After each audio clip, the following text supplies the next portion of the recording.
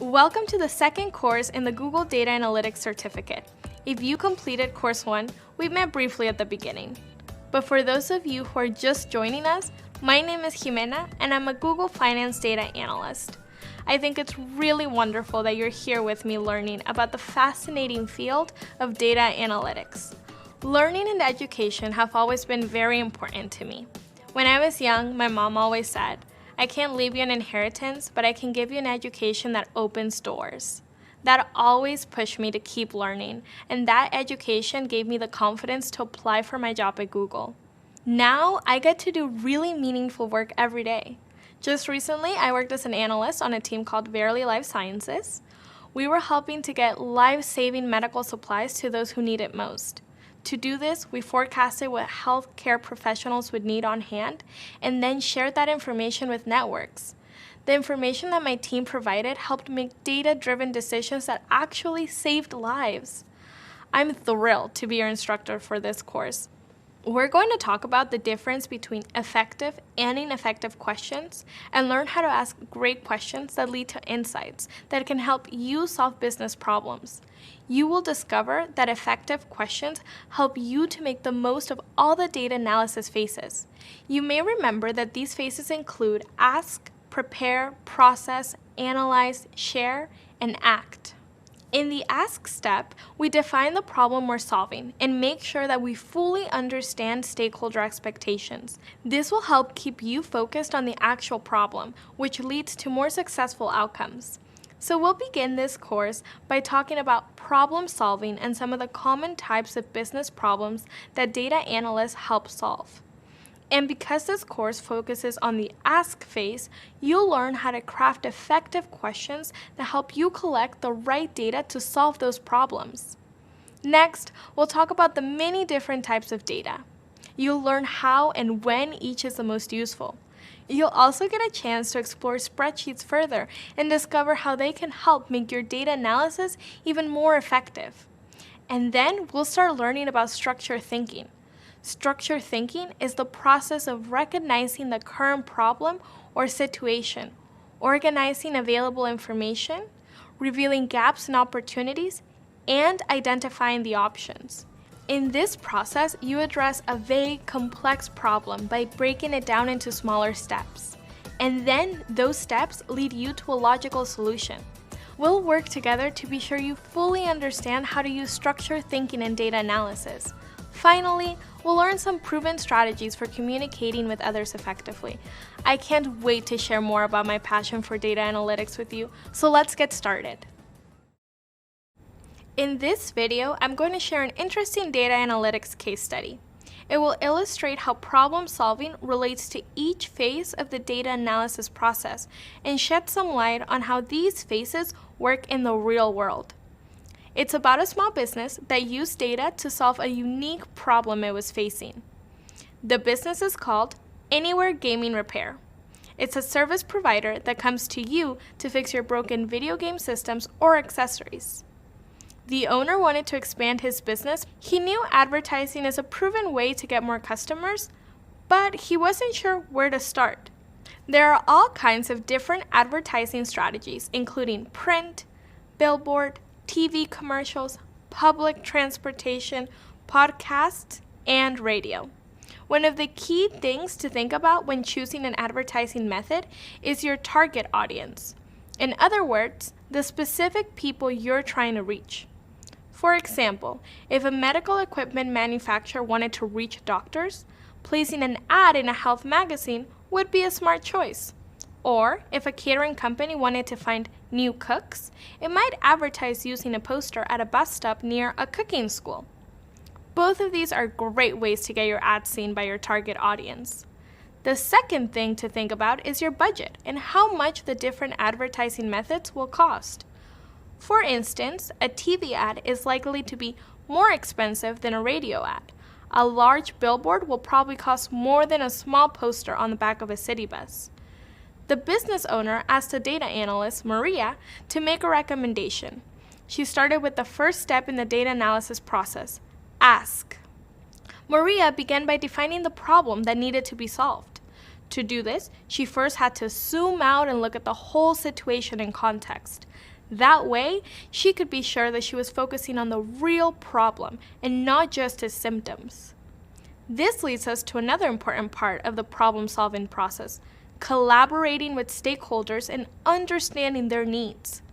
For Anywhere Gaming Repair, stakeholders included the owner, the vice president of communications, and the director of marketing and finance.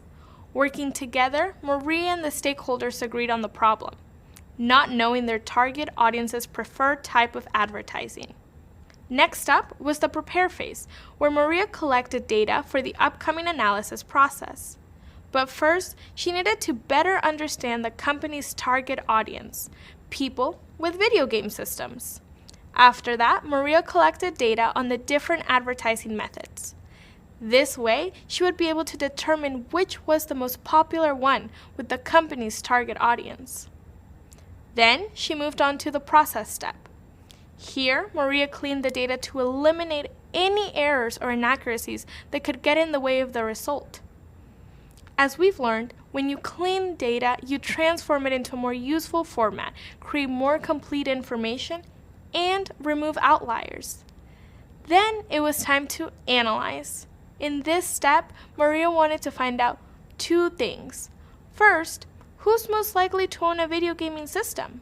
And second, where are these people most likely to see an advertisement?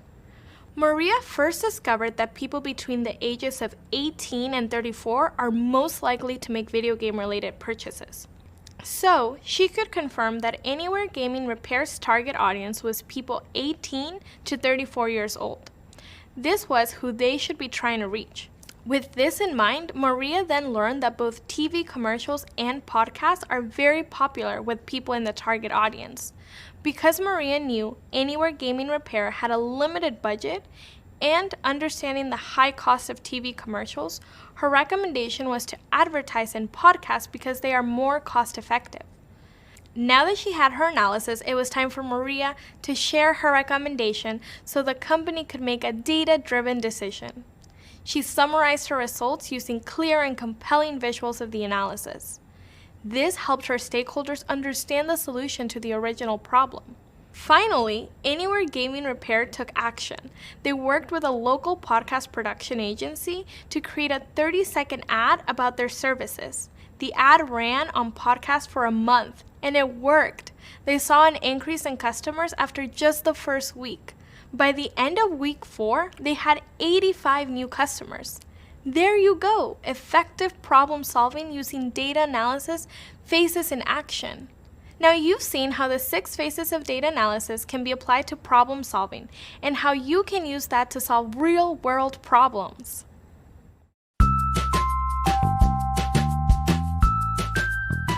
I'm Nikki, and I manage the Education, Evaluation, Assessment, and Research team. My favorite part of the data analysis process is finding the hardest problem and asking a million questions about it and seeing if it's even possible to get an answer.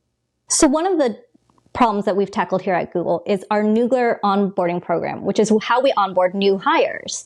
One of the things that we've done is ask the question, how do we know whether or not Nooglers are onboarding faster through our new onboarding program than our old onboarding program, where we used to lecture them? And we worked really closely with the content providers to understand just exactly what does it mean to onboard someone faster. Once we asked all the questions, what we did is we prepared the data by understanding who was the population of the new hires that we were examining. So we prepared our data by going through and understanding who our populations were, by understanding who our sample set was, who our control group was, who our experiment group was, where were our data sources, and make sure that it was in a format that was clean and digestible for us to write the proper scripts for. So the next step for us was to process the data to make sure that it was in a format that we could actually analyze in SQL, making sure that it was in the right format and in the right columns and in the right tables for us. To analyze the data, we wrote scripts in SQL and in R to correlate the data to the control group or the experiment group and interpret the data to understand Were there any changes in the behavioral indicators that we saw? Once we analyze all the data, we want to report on it in a way that our stakeholders could understand. So depending on who our stakeholders were, we prepared reports, dashboards, and presentations, and share that information out. Once all of our reports were complete, we saw really positive results and decided to act on it by continuing our project-based learning onboarding program. It was really satisfying to know that we had the data to support it and that it really, really worked. And not just that the data was there, but that we knew that our students were learning and that they were more productive faster back on their jobs. Before, I shared how data analysis helped a company figure out where to advertise its services. An important part of this process was strong problem-solving skills. As a data analyst, you'll find that problems are at the center of what you do every single day. But that's a good thing. Think of problems as opportunities to put your skills to work and find creative and insightful solutions. Problems can be large or small, simple or complex. No problem is like another, and they all require a slightly different approach.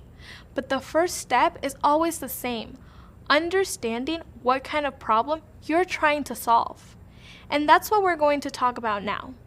Data analysts work with 6 basic problem types: making predictions, categorizing things, spotting something unusual, identifying themes, discovering connections, and finding patterns. Think back to our real-world example from the previous video. In that example, Anywhere Gaming Repair wanted to figure out how to bring in new customers. So, the problem was how to determine the best advertising method for Anywhere Gaming Repair's target audience. To help solve this problem, the company used data to envision what would happen if it advertised in different places. Now, nobody can see the future, but the data helped them make an informed decision about how things would likely work out. So, their problem type was making predictions. Now, let's think about the second problem type, categorizing things. Here's an example of a problem that involves categorization. Let's say a business wants to improve its customer satisfaction levels. Data analysts could review recorded calls to the company's customer service department and evaluate the satisfaction level of each caller. They could identify certain keywords or phrases that come up during the phone calls and then assign them to categories such as politeness, satisfaction, dissatisfaction, empathy, and more. Categorizing these keywords gives us data that lets the company identify top-performing customer service representatives and those who might need more training. This leads to happier customers and higher customer service scores. Okay, now let's talk about a problem that involves spotting something unusual. Some of you may have a smartwatch. My favorite app is for health tracking. These apps can help people stay healthy by collecting data such as their heart rate, sleep patterns, exercise routine, and much more. There are many stories out there about health apps actually saving people's lives. One is about a woman who was young, athletic, and had no previous medical problems. One night, she heard a beep on her smartwatch. A notification said her heart rate had spiked. Now, in this example, think of the watch as a data analyst. The watch was collecting and analyzing health data. So, when her resting heartbeat rate was suddenly 120 beats per minute, the watch spotted something unusual because according to its data, the rate was normally around 70. Thanks to the data her smartwatch gave her, the woman went to the hospital and discovered she had a condition which could have led to life-threatening complications if she hadn't gotten medical help. Now let's move on to the next type of problem, identifying themes. We see a lot of examples of this in the user experience field. User experience designers study and work to improve the interactions people have with products they use every day, like apps, websites, and even coffee makers. Let's say a user experience designer wants to see what customers think about the coffee maker his company manufactures. This business collects anonymous survey data from users, which can be used to answer this question. But first, to make sense of it all, he will need to find themes that represent the most valuable data, especially information he can use to make the user experience even better.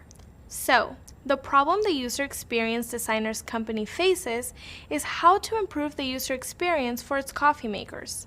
The process here is kind of like finding categories for the keywords and phrases in customer service conversations. But identifying themes goes even further by grouping each insight into a broader theme. Then, the designer can pinpoint the themes that are most common. In this case, he learned users often couldn't tell if the coffee maker was on or off. He ended up optimizing the design with improved placement and lighting for the on-off button, leading to product improvement and happy users. Now we come to the problem of discovering connections. This example is from the transportation industry and uses something called third-party logistics. Third-party logistics partners help businesses ship products when they don't have their own trucks, planes, or ships. A common problem these partners face is figuring out how to reduce wait time. Wait time happens when a truck driver from a third-party logistics provider arrives to pick up shipment, but it's not ready, so she has to wait. That costs both company time and money, and it stops the trucks from getting back on the road to make more deliveries. So how can they solve this? Well, by sharing data, the partner companies can view each other's timelines and see what's causing shipments to run late. Then they can figure out how to avoid those problems in the future, so a problem for one business doesn't cause a negative impact for the other. For example, if shipments are running late because one company only delivers Monday, Wednesdays, and Fridays, and the other company only delivers Tuesdays and Thursdays, then the companies can adjust to do deliveries on the same day to reduce waiting time for customers. Alright, we've come to our final problem type, finding patterns. Oil and gas companies are constantly working to keep their machines running properly. So the problem is how to stop machines from breaking down. One way data analysts can do this is by looking at patterns in the company's historical data. For example, they could investigate how and when a particular machine broke down in the past and then generate insights into what led to the breakage. In this case, the company saw a pattern indicating that machines began breaking down at faster rates when maintenance wasn't kept up in 15-day cycles. They can then keep track of current conditions and intervene if any of these issues happen again. You've now learned the 6 basic problem type data analysts typically face. As a future data analyst, this is going to be valuable knowledge for your career.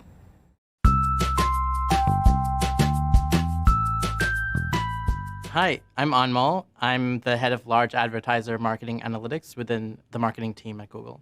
At its core, my job is about connecting the right user with the right message at the right time. The first step is really to get a broad sense of a certain pattern that's occurring. So, for example, we know that this particular segment of users is more responsive to this type of content. Once we're able to actually see this hypothesis through the data, we do testing to ensure that the hypothesis is actually correct. So, for example, we would test sending these pieces of content to this segment of users and actually verify within a controlled environment whether that response rate is actually higher for that type of content or whether it isn't. And so once we're able to actually verify that hypothesis, we go back to the stakeholders, in this case our marketers, and say, we've actually proven within a relatively high degree of certainty that this particular segment is more responsive to this type of content. And because of that, we're recommending that you produce more of this type of content. And so our stakeholders really get to see the whole sort of evolution from hypothesis to proven concept. And they're able to come with us on the journey on how we're proving out these hypotheses and then eventually turning them into strategies and recommendations for the business. So the outcome in this case was that we were able to actually change the way our whole marketing team worked to actually make it much more user-centric. So instead of, from our perspective, coming up with content that we think the users need, we're actually going in the other direction of figuring out what users need first, proving that they need certain things or they don't need certain things, and then using that information going back to marketers and coming up with content that fulfills their need. So it really changed the direction of how we produce things. now that we've talked about 6 basic problem types, it's time to start solving them. To do that, data analysts start by asking the right questions. In this video, we're going to learn how to ask effective questions that lead to key insights you can use to solve all kinds of problems. As a data analyst, I ask questions constantly. It's a huge part of the job. If someone requests that I work on a project, I ask questions to make sure we're on the same page about the plan and the goals. And when I do get a result, I question it. Is the data showing me something superficially? Is there a conflict somewhere that needs to be resolved? The more questions you ask, the more you'll learn about your data and the more powerful your insights will be at the end of the day. Some questions are more effective than others. Let's say you're having lunch with a friend and they say, "These are the best sandwiches ever, aren't they?" Well, that question doesn't really give you the opportunity to share your own opinion, especially if you happen to disagree and didn't enjoy the sandwich very much. This is called a leading question because it's leading you to answer in a certain way. Or maybe you're working on a project and you decide to interview a family member. Say you ask your uncle, "Did you enjoy growing up in Malaysia?" He may reply, "Yes," but you haven't learned much about his experiences there. Your question was closed-ended. That means it can be answered with a yes or no. These kinds of questions rarely lead to valuable insights. Now, what if someone asks you, "Do you prefer chocolate or vanilla?" Well, what are they specifically talking about? Ice cream, pudding, coffee flavoring, or something else? What if you like chocolate ice cream but vanilla in your coffee? What if you don't like either flavor? That's the problem with this question. It's too vague and lacks context. Knowing the difference between effective and ineffective questions is essential for your future career as a data analyst. After all, the data analyst process starts with the ask phase. So it's important that we ask the right questions. Effective questions follow the SMART methodology. That means they're specific, measurable, action-oriented, relevant, and time-bound. Let's break that down. Specific questions are simple, significant, and focused on a single topic or a few closely related ideas. This helps us collect information that's relevant to what we're investigating. If a question is too general, try to narrow it down by focusing on just one element. For example, instead of asking a closed-ended question like, "Are kids getting enough physical activities these days?" Ask, "What percentage of kids achieve the recommended 60 minutes of physical activity at least 5 days a week?" That question is much more specific and can give you more useful information. Now, let's talk about measurable questions. Measurable questions can be quantified and assessed. An example of an unmeasurable question would be, "Why did our recent video go viral?" Instead, you could ask, "How many times was our video shared on social channels the first week it was posted?" That question is measurable because it lets us count the shares and arrive at a concrete number. Okay, now we've come to action-oriented questions. Action-oriented questions encourage change. You might remember that problem solving is about seeing the current state and figuring out how to transform it into the ideal future state. Well, action-oriented questions help you get there. So, rather than asking, "How can we get customers to recycle our product packaging?" you could ask, "What design features will make our packaging easier to recycle?" This brings you answers you can act on. All right, let's move on to relevant questions. Relevant questions matter, are important, and have significance to the problem you're trying to solve. Let's say you're working on a problem related to a threatened species of frog, and you asked, "Why does it matter that Pine Barrens tree frogs started disappearing?" This is an irrelevant question because the answer won't help us find a way to prevent these frogs from going extinct.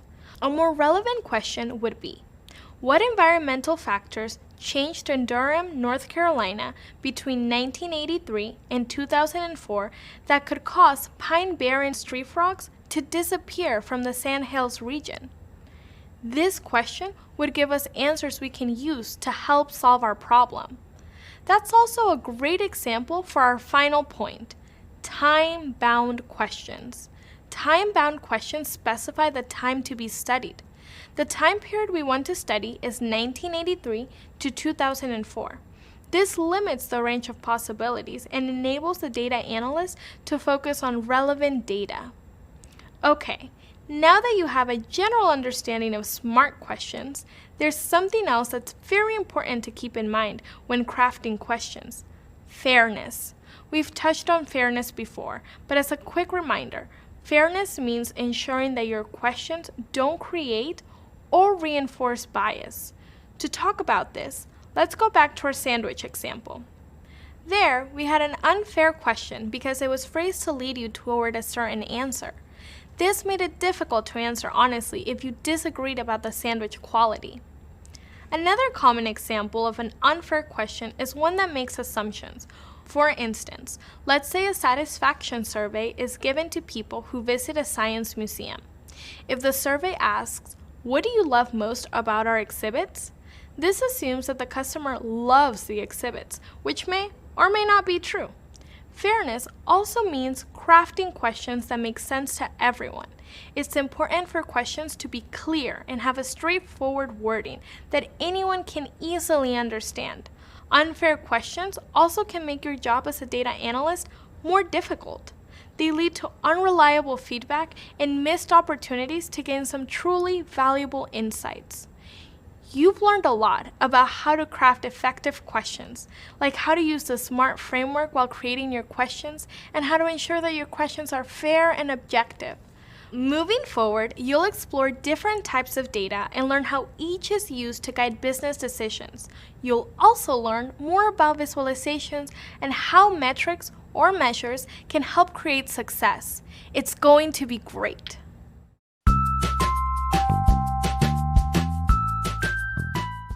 Hi, I'm Evan. I'm a learning portfolio manager here at Google. And I have one of the coolest jobs in the world, where I get to look at all the different technologies that affect big data and then work them into training courses like this one for students to take. I wish I had a course like this when I was first coming out of college or high school. It was honestly a data analyst course that's geared in the way like this one is, if you've already taken some of the videos, really prepares you to do anything you want. It'll open all of those doors that you want for any of those roles inside of the data curriculum. Well, what are some of those roles? There are so many different career paths for someone who's interested in data. Generally, if you're like me, you'll come in through the door as a data analyst, and you'll be working with spreadsheets, you'll be working with small, medium, and large databases, but all you have to remember is 3 different core roles. Now, there's many, and there's specialties within each of these different careers, but these 3 are the data analyst, which is generally someone who works with SQL, spreadsheets, databases, might work as a business intelligence team creating those dashboards. Now, where does all that data come from?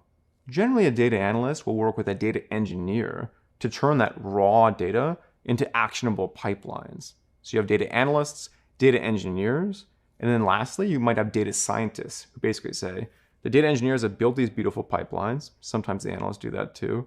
The analysts have provided us clean and actionable data, and the data scientists then work to actually turn it into really cool machine learning models or statistical inferences that are just well beyond anything you could have ever imagined. And we'll share a lot of resources and links for ways that you can get excited for each of these different roles. And the best part is, if you're like me, when I went into school, I didn't know what I wanted to do. And you don't have to know at the outset which path you want to go down. Try them all. See what you really, really like. It's very personal. Becoming a data analyst is so exciting. Why? Because it's not just like a means to an end. It's taking on a career path where so many bright people have gone before and have made the tools and technologies that much easier for you and me today. For example, when I was starting to learn SQL, or the structured query language that you're going to be learning as part of this course, I was doing it on my local laptop, and each of the queries would take like 20, 30 minutes to run. And it was very hard for me to keep track of the different SQL statements that I was writing or share them with somebody else. That was about 10 or 15 years ago. Now, through all the different companies and all the different tools that are making data analysis tools and technologies easier for you, you're going to have a blast creating these insights with a lot less of the overhead that I had when I first started out. So I'm really excited to hear what you think and what your experience is going to be. Welcome back. Now it's time to go even further and build on what you've learned about problem solving in data analytics and crafting effective questions. Coming up, we'll cover a wide range of topics. You'll learn about how data can empower our decisions, big and small, the difference between quantitative and qualitative analysis, and when to use them, the pros and cons of different data visualization tools, what metrics are and how analysts use them, and how to use mathematical thinking to connect the dots. To be honest, I'm still learning more about these things every day, and so will you. Like how quantitative and qualitative data can work together. In my role in finance, most of my work is quantitative. But recently, I was working on a project that focused a lot on empathy and trust, and that was really new for me. But we took those more qualitative things into account during analysis, and that really helped me understand how quantitative and qualitative data can come together to help us make powerful decisions. And now you're on your way to building your own data analyst toolkit. Before you know it, you'll be analyzing all kinds of data yourself and learning new things while you do it. But first, let's start small with the power of observation. Thank you for watching our video. We hope you found it helpful. If you enjoyed this video, please hit the like button below and subscribe to our channel for more videos like this. If you know someone who could benefit from this information, please share it with them. We would love to hear your thoughts on this learning course, so please leave a comment below. Thanks again for watching, and we'll see you in the next video.